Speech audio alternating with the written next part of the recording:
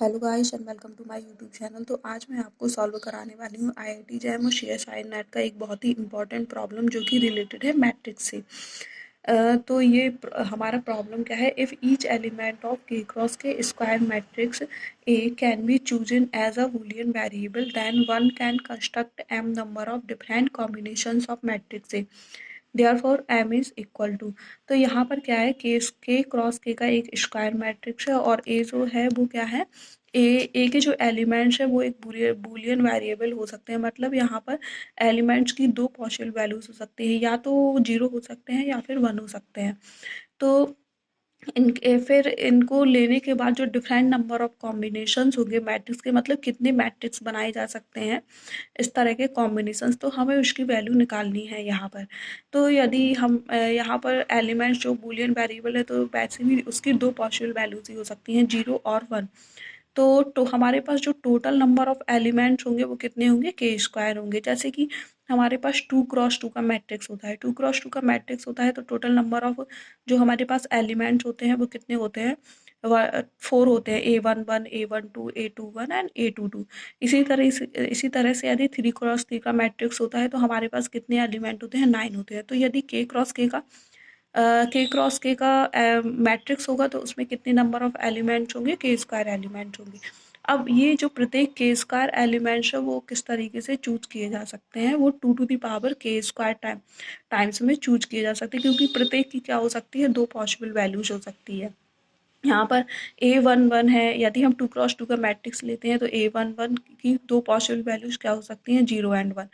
A12 की दो possible values क्या हो सकती हैं, 0 एंड 1। सिमिलरली A21 और A22 की वैल्यूज भी 0 या 1 ही हो सकती हैं। तो यहाँ पर कितने नंबर ऑफ एलिमेंट्स होंगे जो कि इस तरीके से चूज किए जा सकते हैं, तो 2 टू द पावर के स्क्वायर टाइम्स में।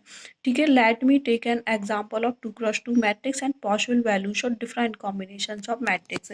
तो the example is A is equal to ABCD। अब यहाँ पर मैंने क्या किया है, ए की जो वैल्यू है 0 एंड 1, बी की वैल्यू 0 एंड 1, सी की वैल्यू 0 एंड 1, डी की वैल्यू 0 एंड 1।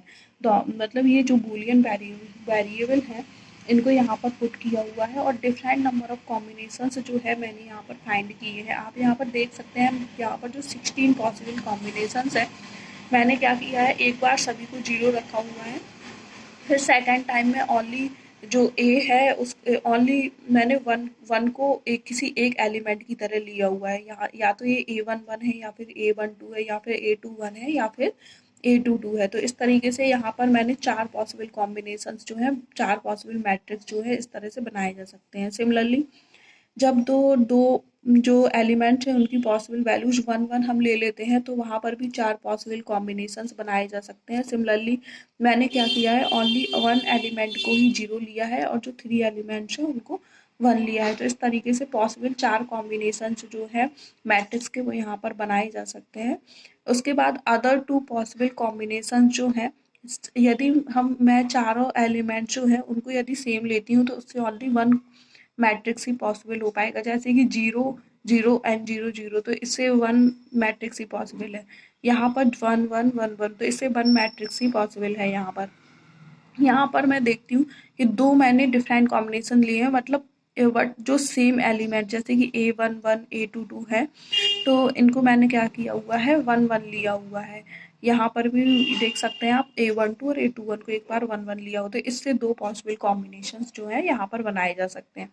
तो इस तरीके से 16 पॉसिबल कॉम्बिनेशन जो कि 2 टू द पावर 2 स्क्वायर, मतलब यदि के क्रॉस के का मैट्रिक्स है तो यहाँ इसकी वैल्यू 2 और इसका स्क्वायर, तो यहाँ पर इसको ऐसे सॉल्व भी किया जा सकता है। सिमिलरली आप 3 क्रॉस 3 के लिए, 4 क्रॉस 4 के लिए, और तो इसका एक जो जनरल फार्मूला है वो ये वाला है, 2 टू द पावर के स्क्वायर। तो इससे आप किसी भी स्क्वायर मैट्रिक्स के लिए इसको फाइंड कर सकते हैं कि कितने नंबर ऑफ पॉसिबल कॉम्बिनेशन जो है मैट्रिक्स के बनाए जा सकते हैं। Okay, thank you very much. Please share and subscribe my YouTube channel for further updates.